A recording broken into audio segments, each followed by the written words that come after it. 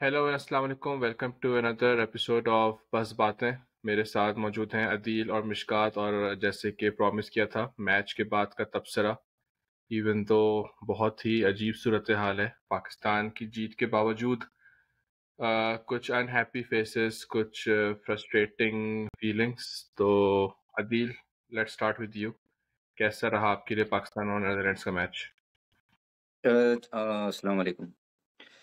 अच्छा, जैसा कि मैंने कल भी कहा था कि पाकिस्तान जो है ऊपर ही, यानी कि जो टॉप ऑर्डर है उसका, वहीं पर ही जो है वो खेल तमाम करे अपना, और नीचे तक बारी ना आने दे लोअर मिडिल ऑर्डर की या मिडिल ऑर्डर की। लेकिन ऐसा कुछ नहीं हुआ, टॉप तमाम तो ऑर्डर कर दिया था। है। हाँ, कल तो मैंने ये बोला था ओपनिंग कि ऑर्डर तमाम तो हो गया। हाँ, लेकिन यही हुआ कि आज के ओपनिंग, यानी कि बिल्कुल टॉप ऑर्डर तो बिल्कुल खत्म हो गया आज, बिल्कुल 38 फॉर 3 हो गए थे। तो जो संभाला दिया वो मिडिल ऑर्डर और लोअर मिडिल ऑर्डर ने ही दे दिया सारा, जिसका कल मैं नेगेटिव बातें कर रहा था, मिडिल ऑर्डर और नेगेटिव वो लोअर मिडिल ऑर्डर का। तो ये एक पॉजिटिव साइन तो है पाकिस्तान के लिए। लेकिन ये कि टॉप ऑर्डर का परफॉर्म ना करना, ये उससे भी बड़ा एक नेगेटिव साइन है पाकिस्तान टीम के लिए, कि वो क्यों नहीं परफॉर्म कर पा रहे। फ़खर को इतने चांसेस मिल गए हैं, इमाम को भी चांसेस मिले जा रहे हैं। पीछे आपके पास जो बैठे हुए हैं 15, यानी कि जो भी 4 बेंच पे बैठे हुए हैं उसमें भी एक ही आपका जो ओपन कर सकता है, या तो फिर और कोई दूसरी स्ट्रेटजी इनको सोचनी पड़ेगी कि क्या कर सकते हैं टीम में चेंजेस। तो ये कि बाकी बॉलिंग की तरफ से मैं ये, यानी कि मेरी जो प्रिडिक्शन थी वो ये थी कि 300 प्लस स्कोर करना चाहिए पाकिस्तान को पहली बैटिंग करते हुए, चाहे वो टॉस हारे टॉस जीते, जो भी है। तो पहले बैटिंग तो की, लेकिन 287 बनाया है, स्कोर कम था।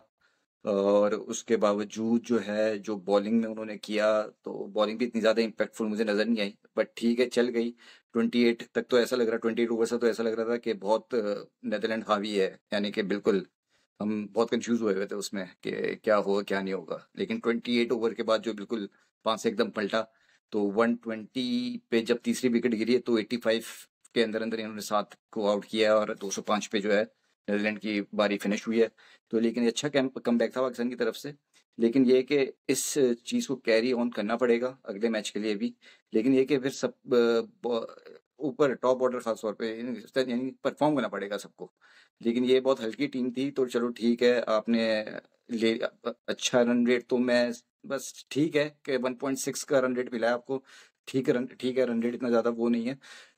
लेकिन ये है कि अगले मैचेस आपके बड़े टफ होने वाले हैं, कोई आपको छोड़ेगा नहीं, और इतने चांसेस आपको नहीं देगा। जैसे शादाब और नवाज ने आके खेल लिया, तो ये कोई दूसरी बड़ी टीम आपको इतना वो नहीं देगी स्पेस कि आप जो है इतनी जो है उनके सामने जो है हिटिंग कर पाओ या जो भी है। मुश्कात, जब पाकिस्तान की इनिंग शुरू हुई, जो नीदरलैंड्स के कैप्टन ने एक out of the box thinking करके स्पिनर से स्टार्ट करवाया, बहुत ही क्रिटिकल जगहों पे फील्डिंग सेट की, स्लिप रखी, शॉट पे सिंगल्स रोकने के लिए प्लेयर्स रखे, बाबर का कैच और वो सारी चीज़ें। तो डू यू थिंक कि नीदरलैंड्स की अप्रोच जो थी वो बहुत अच्छी थी, और इवन पाकिस्तान को भी कुछ लेसन्स लेने चाहिए इस तरह की अप्रोच से? जी, नेदरलैंड तो मतलब जो आज मैच में पूरी तरह से अपना होमवर्क, पूरी तरह से प्रिपरेशन कर कर आया था।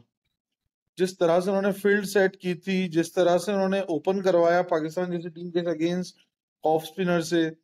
और बेस्ट पार्ट था जो बाबर का विकेट, कि उन्होंने एकरमैन को 1 ओवर के लिए लगाया सिर्फ बाबर की विकेट के लिए। बाबर आउट हम्म। हुआ है, उसने उसने फौरन एकरमैन को हटा दिया। और फिर एकरमैन को अगेन उन्होंने आई थिंक 34 या 35वें ओवर में लेकर आया। तो ओवरऑल जो नेदरलैंड जिस सोच के साथ उतरा था, और जिस तरह की क्वालिटी क्रिकेट नेदरलैंड ने खेली है, तो बिल्कुल वो काबिल तारीफ है। लेकिन देखिए, यहाँ एक बड़ी टीम और एक छोटी टीम का फर्क समझ में आता है कि पाकिस्तान ने कोई भी एक्स्ट्रा ऑर्डिनरी बैटिंग नहीं की है। पाकिस्तान को नेदरलैंड चाहता तो 250 के अंदर रोक सकता था। आप देख सकते हो, जब 6 विकेट भी गिर गए थे ना पाकिस्तान के, या 7 विकेट गिर गए थे, नेदरलैंड बहुत ही हर ओवर में 1 या 2 बॉल, इतनी लूज बॉल डाल रहा था जहां से पाकिस्तान में से प्रेशर रिलीज होता था शादाब को। और अब लोग यहाँ पर कह रहे हैं कि यार हमारे लोअर मिडल ऑर्डर ने बहुत अच्छा खेल लिया। शादाब और क्या नाम है, नवाज अगले शाहीन और सॉरी अगले स्टोक्स और हार्दिक पांड्या बन गए हैं पाकिस्तानी अवाम के लिए, जो कि बिल्कुल ही एक रबिश ये है कि यार वो देखो हमारे लोअर 35 रन मार दिए दोनों ने, जो कि मैं कहूंगा कि यार इसमें आप ये देखो कि नेदरलैंड की बॉलिंग कैसी थी। हर बॉल या तो उन्होंने हर ओवर में एक दो बॉल या तो शॉर्ट पिच करवाई है, या तो ज्यादा विड्थ दिए, या तो फुल टॉस दिए। तो उन्होंने आपको यहाँ पर रन बनाने दे दिए, अदरवाइज पाकिस्तान तो 250 के अंदर ही ढेर हो जाता अगर वो थोड़ी सी भी अक्लमंद के साथ बॉलिंग करते तो। रही बात बैटिंग की, नेदरलैंड की तो बहुत ही अच्छी अच्छी शुरुआत थी नेदरलैंड की, but again lack of temperament, जो कि हमेशा एक छोटी टीमों के साथ रहा है, ये इश्यूज की यार, क्योंकि उनको आदत नहीं होती इतने बड़े, एक तो 50 ओवर्स मैच ज्यादा खेलते नहीं है, और उसके बाद बड़ी टीमों के साथ वो खेलते नहीं है, तो उनको बस टेम्परामेंट लैक होता है। तो जिस तरह से उन्होंने विकेटें दी, जो इनफैक्ट जो एकरमैन ने इफ्तिकार अहमद को जो पहली बॉल पर ही विकेट दी है, जिस शॉट की कोई जरूरत ही नहीं थी, it was a ultimately rubbish shot, जो कि रमीज राजा खुद उस वक्त कमेंट्री पे भी थे, वो बोल रहे थे कि what was the need of this shot, कि अब पहली बॉल आ रहा है, इफ्तिकार सीधी सीधी बॉल करवाई है और अपने स्टंप से हटकर स्वीप किया है। और उसके बाद विक्रमजीत सिंह और जब डिलाडे की जो पार्टनरशिप चल रही थी, उसमें जो उन्होंने शादाब को उठाकर मारा और वहां जो विकेटें दी, तो दो तीन सॉफ्ट डिसमिसल्स, अदरवाइज ये मैच और क्लोज होता और ये मैच शायद नेदरलैंड फिनिश कर जाता। आपको स्कोर कार्ड देख के लगता नहीं है कि यार, score card if you will see तो ऐसा लगेगा यार पाकिस्तान ने मैच को डोमिनेट किया और पाकिस्तान जीता है, but for a Pakistani fan ये 90 ओवर्स के मैच में 60 ओवर्स तो शायद वो डिप्रेशन में होंगे कि भाई ये क्या हो रहा है हमारी टीम के साथ। मैं बिल्कुल एग्री करता हूँ लेकिन मिशकात की बातों से एग्री नहीं, करता हूँ। मेरा और मेरा इसमें से पॉइंट ये था कि पाकिस्तान का जो एक अल्टीमेट नेगेटिव पॉइंट आज ये रहा कि ठीक है, विनिंग स्कोर 287 था, हम सब कह रहे थे कि 280 260 क्रॉस हो गया तो जीत तो शायद जाएंगे ही, लेकिन नेदरलैंड जैसी टीम के साथ 50 ओवर ना खेलना इज बहुत बड़ा क्वेश्चन मार्क, कि आप एक ऐसी टीम के साथ ऑल आउट हो जाएंगे और आप पूरे ओवर्स भी नहीं खेल पाएंगे। और अगर देखा जाए तो 287 में तीन बड़े स्कोर्स हैं, 68 के दो हैं और शादाब का स्कोर है, तो अगर इनमें से एक भी और नहीं चलता तो शायद 200 के आसपास ही स्कोर होता। वो वही है कि अगर चौथी विकेट इनको 100 रन के अंदर एक और मिल जाती नेदरलैंड को, फिर पाकिस्तान के लिए बड़ा मुश्किल हो जाता। जो है 250 280 करना बड़ा मुश्किल हो जाता। ये 250 जैसे मिशकात ने बोला 250 पे ही ये लोग ढेर करते थे, अगर चौथी विकेट इनको जल्दी मिल जाती। और मजे की बात ये है कि यार बाबर आजम का जब टॉस जीत के जब जो उसने वो बोला कि भाई हम खुद 290 300 देख रहे हैं इस पिच पर, तो यानी कि मेरे हिसाब से यार अब नेदरलैंड जैसी टीम्स के हवाले से थोड़ा खुलकर आओ ना जरा, यानी कि आप बोलो कि भाई 350 रन हम बनाने की कोशिश हाँ, करेंगे। आप डराओ तो, आप डराओ तो यानी कि टीम बिल्कुल को ऐसे डराओ कुछ तो भाई, ये तो बोलो कि भाई अरे 350 मारूंगा यार, we want to score as much as we can, कुछ इस तरह का स्टेटमेंट दो। आपने तो बात ही 290 से शुरू की, तो जब आप 290 की सोच रखोगे तो आप जाहिर सी बात है 275 पर ऑल आउट होंगे, बिल्कुल। और वो वही हुआ, 286 हो गए, वो 250 भी हो सकते थे। वो भी एक 6-4 जो है मतलब वो हारिस स्टोक्स ने मार दिया, तो उस वजह से 285 हो गया, वरना 275 था स्कोर आपका। तो इसके अगेंस्ट वही मसला है कि बाबर ये बोल सकता है कि जो सोच के चले थे उतना ही बना लिया, तो एक ये नेगेटिव ब्लेसिंग है कि भाई जो आप मतलब एक फॉल्स सेंस ऑफ सिक्योरिटी ना हो कि भाई हाँ हमने जो सोचा था वही हमने किया, हालांकि ऐसा हुआ नहीं है। लेकिन इट वही है शुड कि हैव अगर बीन हार मोर। जाते तो बाबर ही क्रिटिसाइज होता है इस बात पे कि आप ही ने कहा था 290 300, तो 290 भी आप डिफेंड नहीं कर पाए। अगर ये हार जाते तो एक बहुत बड़ा मसला हो जाता बाबर के लिए भी। और बाबर बॉलिंग के यही है हवाले से मैं अगर बात करूं, बॉलिंग के हवाले से बात करूं तो थोड़ी सी डिसअपॉइंटमेंट रही है मुझे शाहीन के पहले स्पेल से।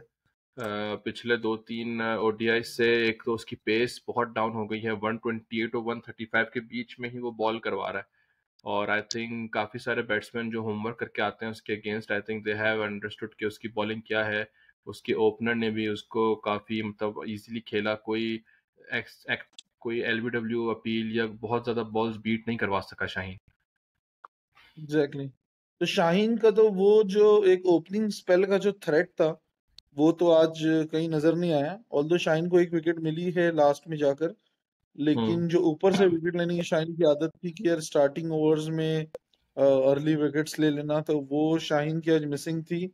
और कंपैरेटिवली हसन अली, जो कि मेरा आई थिंक इम्पैक्ट प्लेयर था, तो उसने ओपनिंग स्पेल बहुत अच्छा डाला है। एक विकेट भी ली है और काफी इकोनॉमिकल भी रहा है, और इनफैक्ट उसने वो शायद एक या दो विकेट और ले सकता था जिस तरह से ओपनिंग स्पेल उसका था। बॉल्स को स्विंग भी अच्छा मिल रहा था, पढ़कर बॉल अंदर आ रही थी उसकी। तो हसन अली काफी अच्छा पॉजिटिव रहा। On the Hasan sorry Haris Rauf का पहला स्पेल वाज ओके, लेकिन सेकंड स्पेल में अगेन हारिस रऊफ भी चढ़कर आया था। तो वो अगेन एक पॉजिटिव साइन है कि वार्म अप मैचेस में जिस तरह से हारिस रऊफ थोड़ा डल लग रहा था, उसके बाद आज के मैच में जिस तरह से उसने बॉलिंग की है, तो वो पाकिस्तान के लिए पॉजिटिव रहेगा। बट अगेन स्पिन का पाकिस्तान को करना होगा आज। ऑल्दो शादाब को एक विकेट मिली है, बट वो wicket more of a batsman fault थी, it was a soft dismissal. अगर वो शायद वो विक्रमजीत को शॉट ना ही खेलता, या उसके बल्ले पे पूरी तरह से आई नहीं वो बॉल, तो ये गेम और डीप हो सकता था। तो शादाब और नवाज और इफ्तिखार तीनों को बहुत ही इजीली उन्होंने टैकल कर रहे थे। कुछ इतना ज्यादा स्पिन मिला नहीं, और they were playing very they were giving very easy runs to them. तो अदील, अभी अगला मैच श्रीलंका से है, तो एशिया कप में अभी रिसेंटली हार कर आए हैं फ्रेश फ्रेश श्रीलंका से, और आज की भी बहुत कोई कन्विंसिंग परफॉर्मेंस नहीं थी। तो what do you think Pakistan का माइंडसेट और क्या होना चाहिए श्रीलंका के यार अगेंस्ट अब ट्यूसडे को? पाकिस्तान के हवाले से जो है ना, पांचवा मैच जो आज हुआ है, जो अभी लगातार जो खेला है एशिया कप से आज तक, तो वार्म अप मैचेस को मिला के तो पांचवा जीता है ये आज। इससे पहले 4 हारा था और लगातार। तो यानी कि पॉजिटिविटी तो आई होगी। अब इसी के साथ आप कैरी ऑन करें, और बड़ा क्लोज मैच जो है वो श्रीलंका से हारा था एशिया कप में। तो मैं अभी भी पाकिस्तान को अपर एज दूंगा श्रीलंका के अगेंस्ट। तो इंशाल्लाह जो है वो और पॉजिटिविटी के साथ जाएं और अपना जो है वही 100% दें जाके श्रीलंका के अगेंस्ट। लेकिन जैसे हमने आज देखा कि नेदरलैंड्स के स्पिन के अगेंस्ट पाकिस्तान के बैट्समैन को प्रॉब्लम हुई, श्रीलंका के पास तो 3 स्पेशलिस्ट स्पिनर्स मौजूद हैं, तो उनको फिर किस तरह टैकल करेंगे? मेरे ख्याल में पिच यही होगी शायद श्रीलंका के अगेंस्ट भी। तो मैच तो हैदराबाद में ही है। मैच हैदराबाद में है, तो हाँ स्पिन भी मैटर करेगा। अब यही है कि जो है, अब मुझे बाबर के हवाले से भी बाबर का सुनने में आ रहा है कि स्पिनर्स को वो प्रॉपरली खेल नहीं पाता। ये मैंने कहा ये तो मैं आज पहली मरतबा ऐसा सुन रहा हूँ कि बाबर जो है वो स्पिनर्स को मुश्किल से खेलता है। तो वो उसको थोड़ा वो अब देखना पड़ेगा कि जाहिर बात है आगे भी चल के बड़े खतरनाक स्पिनर से उसको उसका सामना होने वाला है। यानी कि अभी तो शुरुआत ही नहीं हुई है स्पिनर्स की। अभी तो ये तो जो पार्ट टाइम बॉलर था उसने विकेट ले लिया आपकी आके। आपने 5 रन बनाए 18 बॉलों पे। तो बाबर आजम को भी खुद सोचना पड़ेगा भाई, शुरू के अगर 2 नहीं चल रहे हैं तो भाई मेरी भी रिस्पॉन्सिबिलिटी है कि भाई मुझे लेके चलना है, फिर आगे कैरी ऑन करना है। अगर मैं भी आउट हो जाऊंगा तो फिर आगे टीम कौन लेके, यानी कौन लेके चलेगा नीचे। आज चलो इत्तेफाकन वो जो है नवाज और शादाब और सऊद शकील की भी तारीफ करेंगे कि सऊद शकील ने भी बहुत बड़ी बेहतरीन इनिंग्स खेली। तो जबरदस्त बैटिंग की बहुत सोच जबरदस्त शकील ने। बैटिंग की है उसने, बहुत अच्छे शॉट्स खेले उसने। तो ये है कि हर मैच में जो है, हर नया मैच जो है आपके लिए भी बहुत इंपॉर्टेंट होगा, क्योंकि आप नंबर 1 बैट्समैन हो यार ओडीआई में। तो आपको भी देखना पड़ेगा कि स्पिनर्स के अगेंस्ट कैसे मुझे निकलना है और कैसे उनको टैकल करना है। मुश्कात। जी, ये देखिए, बाबर एज अ बैट्समैन की फॉर्म पे तो इशू नहीं है मेरे ख्याल से। बाबर एज अ बैट्समैन तो वो चलो, अगर उसने आज 5 रन बनाए तो कल अगली 2 मैचेस में 250 बनाकर वो सारी चीजें कवर भी कर देगा। लेकिन बाबर, अब बात ये ना प्रेशर ओपनर से आ रहा है, जहां ओपनर्स रन ही नहीं करके दे रहे। तो जब बाबर तीसरे नंबर पर आता है तो बाबर खुद एक इस माइंडसेट में होता है, यार रोकू या मारू। तो क्योंकि ऊपर से अर्ली विकेट्स गिर गई है, अगर मेरा भी विकेट गिर गया तो फिर आगे नीचे बीच में संभालने वाला क्या कौन होगा। लेकिन आज जो सऊद शकील और रिजवान ने इनिंग खेली है, इसके बाद शायद बाबर को कॉन्फिडेंस होगा कि यार ठीक है, मेरे पास मिडल ऑर्डर में स्ट्रेंथ है, तो अगर मैं अपनी इनिंग को थोड़ा पेस में ले आऊं, थोड़ा फास्ट खेल लूं, तो शायद टीम के लिए फायदा हो। तो मेरे ख्याल से बाबर अगली इनिंग्स में इस तरह से नहीं खेलता हुआ दिखेगा जिस तरह से आज खेला है, कि सिर्फ 18 गेंदों में 5 रन बनाए। और स्पिन के अगेंस्ट मतलब कोई मेरे को इस तरह की कोई खास वीकनेस नहीं है यार। हर बॉलर कि जहाँ मिस्ट्री स्पिनर होते हैं तो बड़े से बड़ा बैट्समैन भी फंस जाता है। ऑल्दो आज इन्होंने बाबर ने अपना विकेट पार्ट टाइमर को दिया, लेकिन वो इसीलिए दिया क्योंकि जो मेन बॉलर था उसने फंसा के रखा हुआ था। तो कभी ये हो जाता है ना कि एक बॉलर को के अगेंस्ट आप फंसे हुए होते हो तो दूसरे को आप अटैक करने जाते हो और आउट हो जाते हो। तो बस सही है मेरे ख्याल से, टैकल कर आई थिंक देंगे बाबर आई थिंक पाकिस्तान की टीम में एक वाहिद खिलाड़ी है जो अगर 9 दफा जीरो पे भी आउट हो जाए तो उसको डर नहीं होना चाहिए अपनी किसी भी पोजीशन का या उसका। तो नहीं, आई थिंक थोड़ा एग्जैक्टली सा अपनी अपनी क्वालिटी पे कॉन्फिडेंस रख के उसको थोड़ा सा और दिल खोल के फेयरलेस क्रिकेट खेलनी चाहिए। वर्ल्ड नंबर बिल्कुल 1 नंबर 2 बैट्समैन है तो of course he should back बिल्कुल। हिमसेल्फ।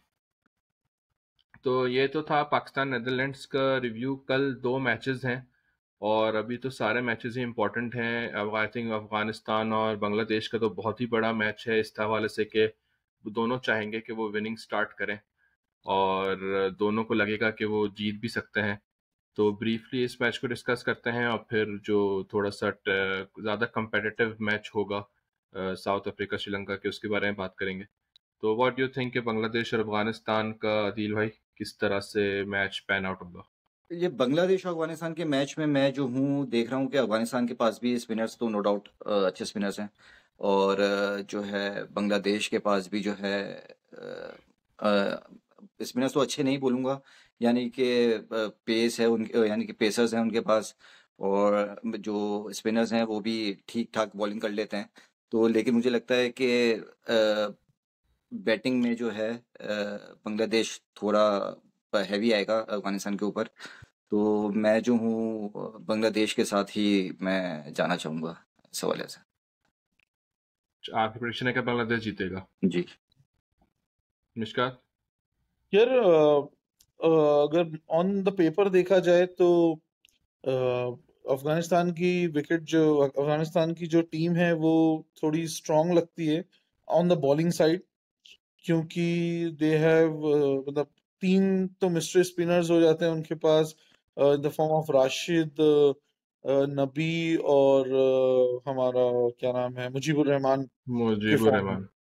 तो लेकिन लेकिन देखिए, राशिद का ओडीआई क्रिकेट में अभी तक उतना इम्पैक्ट रहा नहीं है।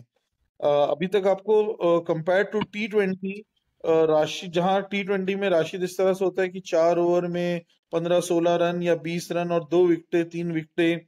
तो जब when it comes to 50 overs format, तो राशिद की उस तरह से आपको बॉलिंग नहीं दिखने में मिलती कि अच्छा राशिद राशिद को भी 10 ओवर में 50-55 रन पड़ जाते हैं। तो लेकिन Bangladesh, but compare to Bangladesh के पास जो शकीबुल हसन और मेहदी हसन मिराज और दूसरा जो उनका मेहदी हसन है, तो उनके पास भी स्पिन डिपार्टमेंट इस तरह से नहीं है कि बिल्कुल हल्का है, और उनको आदत है इनफैक्ट इंडियन कंडीशंस में खेलने की भी, बांग्लादेश को भी काफी। तो ऑन टॉप ऑफ दैट जो बांग्लादेश का फास्ट बॉलर्स है, तस्कीन अहमद हो गया, मुस्तफिजुर रहीम हो गया, तो ये सारे कंपेयर टू अफगानिस्तान काफी स्ट्रांग है। तो मेरे ख्याल से मैं भी जाऊंगा कि थोड़ा एज है बांग्लादेश को ओवर अफगानिस्तान। लेकिन Afghanistan again warm up match भी जीता हुआ है, तो यू कैन नॉट प्रेडिक्ट 100%, लेकिन मेरे ख्याल से बांग्लादेश कल का मैच जीत सकता है अगेंस्ट अफगानिस्तान। और आई थिंक वही वाली बात है कि जो भी मैच जीतेगा पॉइंट्स बोर्ड पे होंगे तो क्या कहते हैं, पूरे टेबल में ओवरऑल कंपेटिटिवनेस भी बढ़ जाएगी। एग्जैक्टली रन रेट कैसा कहते हैं, किस तरह से जीतते Exactly. हैं। सेकंड मैच पे आते हैं, अगर साउथ अफ्रीका श्रीलंका, तो क्या हम ये एक्सपेक्ट कर रहे हैं कि साउथ अफ्रीका अपने ट्रेडिशनल स्टाइल में चोक ही करेगा या फिर न्यूजीलैंड की तरह हमें सरप्राइज देगा और अपने मेरिट पे खेल के, जो ऑन पेपर जितनी स्ट्रांग टीम है साउथ अफ्रीका की, तो वो भी न्यूजीलैंड की तरह ही स्ट्रांग स्टार्ट लेगा वर्ल्ड कप में?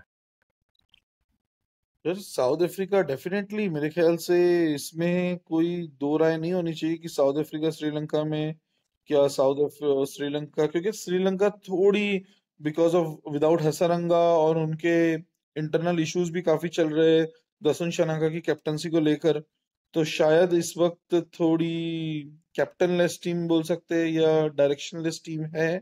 बट अगेन किस तरह से परफॉर्म करेगी, बट मेरे को अगर आप साउथ अफ्रीका का पूछे तो साउथ अफ्रीका एक बहुत ही कंप्लीट टीम लग रही है at least on paper. Compared to New Zealand या इंग्लैंड आप देखो तो ये उस लेवल की टीम है जिसके सारे बॉक्सेस टिक होते हैं। इनके पास बैटिंग भी काफी डीप है, हार्ड हिटिंग बैट्समैन भी है, ऑलराउंडर भी है, स्पिनर भी इन द पेसर्स फॉर्म भी ऑफ हैं। तबरेज शमसी और केशव महाराज। और पेसर तो रबाडा हो गया, निगिडी हो गया, और फिर लेफ्ट आर्म जॉनसन हो गया जिसने बहुत अच्छी बॉलिंग की है अगेंस्ट ऑस्ट्रेलिया। और वार्म अप मैचेस में तो ऑस्ट्रेलिया को इनफैक्ट इन्होंने हराया है रिसेंटली। तो इनकी फॉर्म भी काफी अच्छी लगी हुई है इस टीम की। तो मेरे ख्याल से श्रीलंका को साउथ अफ्रीका ने इजीली हरा देना चाहिए। Not one sided at least, but it should be easy win for south Africa over Sri Lanka. ये तो मेरी प्रेडिक्शन है। अब आदिल भाई आप अपना बताएं। हाँ, श्रीलंका के हवाले से मैं बात करूंगा कि श्रीलंका अगर वार्म अप मैचेस हटा दूं मैं, तो श्रीलंका का जो लास्ट मैच हुआ था वो इंडिया से हुआ था एशिया कप में, जो फाइनल हुआ था। तो वो काफ़ी डेंट पड़ा है उसमें ना श्रीलंकन टीम को, जो कि 50 रन पे ऑल टीम आउट हो गई थी उसमें। और जो उसको फिर आगे चल के फिर शना के कैप्टन से भी कुछ बात हुई कि कैप्टनसी छोड़नी थी उसको, वो राजी नहीं हुआ उनका बोर्ड। तो यही कुछ मसले मसाइल हैं श्रीलंका के साथ जो वो कैरी ऑन करेंगे अभी कल के मैच में, अपना ओपनिंग मैच में। तो ये है कि अब उनसे उस चीज़ से उनको निकलना है। तो उनको जो है यही है कि उनके पास भी अच्छी, यानी कि बैटिंग लाइन अगर देखी जाए तो बैटिंग लाइन अच्छी खासी बैटिंग है उनकी भी, और बॉलर्स हैं उनके पास भी, यानी कि मैच को बना सकते हैं। तो और साउथ अफ्रीका के हवाले से ये है कि साउथ अफ्रीका की भी जो है ऊपर से लेके बिल्कुल 7वें 8वें तक काफ़ी बैटिंग है, और पावर हिटर्स हैं उनके पास साउथ अफ्रीका के पास। और बॉलिंग भी बहुत ज़्यादा जो है वो स्ट्रांग है, बॉलर्स जो हैं उनके पास हैं साउथ अफ्रीका के पास। तो ये एक बहुत अच्छा वो होगा, मैच होगा। लेकिन यही है कि साउथ अफ्रीका को जो है, तो मैं तो उस पर एज दूंगा कि साउथ अफ्रीका थोड़ा वो रखेगी श्रीलंका को अंडर प्रेशर। तो हो सकता है कि मे बी साउथ अफ्रीका जो है वो विनर हो कल के मैच में। Do you think high scoring match होगा? जी, दिल्ली के ग्राउंड में मैच है। आई थिंक फिरोजशाह कोटला में है, राइट? तो फिरोजशाह वो कोटला में। हमेशा, हाँ, तो वहाँ हाई स्कोरिंग ही रहा है। तो 300 प्लस का टारगेट तो होना चाहिए एटलीस्ट। अगर साउथ अफ्रीका बैटिंग कर रही है तो साउथ अफ्रीका 300 प्लस माइंड में लेकर ही चलेगी। हाँ, अदिल भाई। साउथ अफ्रीका ही अगर पहले बैटिंग कर रहा है तो साउथ अफ्रीका को तो बिल्कुल माइंड में 300 प्लस ही होगा। तो वो उसको डिफेंड भी करेगी, यानी डिफेंड भी कर सकती है उस 300 प्लस को भी। तो ये ही इसके माइंड में होगा, और इसी चीज़ को जो है वो इनको देखना चाहिए कल के मैच में। क्योंकि ऑन पेपर तो मुझे बड़ी स्ट्रांग लग रही है। अभी मैंने इनका स्क्वाड देखा है तो काफ़ी जो है पावरफुल प्लेयर्स हैं इनके पास। हाँ, तो दोनों की आई थिंक प्रोडिक्शंस बांग्लादेश और साउथ अफ्रीका के ही हक में है। तो साउथ एग्जैक्टली। अफ्रीका के और श्रीलंका के मैच में इम्पैक्ट प्लेयर्स बता दें अपने अपने, एक एक बता दें। मैं मसला नहीं। साउथ अफ्रीका पे मैं दूंगा माकरम को, ठीक और है। Second south Africa, Sri Lanka. और श्रीलंका में मैं दूंगा पतिराना को। जो बिल्कुल एंड टाइम पे आपने अपने स्क्वाड में डाला था। आज आज यार मेरे काम कर हिसाब का, से, का दिखा दे दिल ही देने। जी जी, दिल आदि ने तो आज दिला दिए। डीकॉक और थिक्साना। डिकॉक और Theekshana. Theekshana and do you may think be South playing 11 में होगा तिक्साना कल, ये बस मुझे डाउट है। जी, अभी तक तो यही आया कि वो फिट है। बट अगर अनलेस कुछ लास्ट मोमेंट पर अपडेट ना आई कि उसकी इंजरी को लेकर, तो he is okay, he can play. अभी तक तो कोई इस तरह की न्यूज़ है नहीं। And what do you think south Africa कौन सी 11 लेके निकलेगा? 3 पेसर्स, 4 पेसर्स या नहीं 2 नहीं, 4 स्पिन? पेसर्स कोई नहीं खिलाएगा। ऑलराउंडर्स में कोई नहीं ऑलराउंडर खिलाएगा। में अगर चार कोई विकेट तो पेसर कोई आ नहीं गया, खिलाएगा मेरे ख्याल से।